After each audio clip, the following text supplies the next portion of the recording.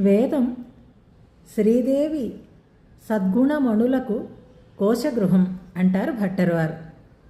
సద్గుణముల అన్నీ సద్గుణాలే కదా, చెడ్డ గుణాలు ఏముంటాయి అమ్మలో అని సందేహం కలుగుతుంది.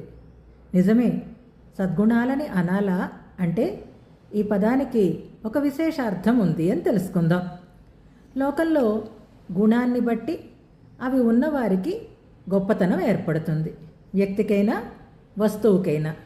గుణాయత్తన్ లోకే గుణుషి మతం మంగళపదం.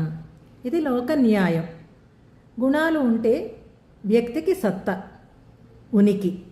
అవి లేకపోతే గుర్తింపుని కోల్పోతాడు. ఇది లోక సామాన్యం. కానీ అమ్మ విషయంలో అలా కాదు.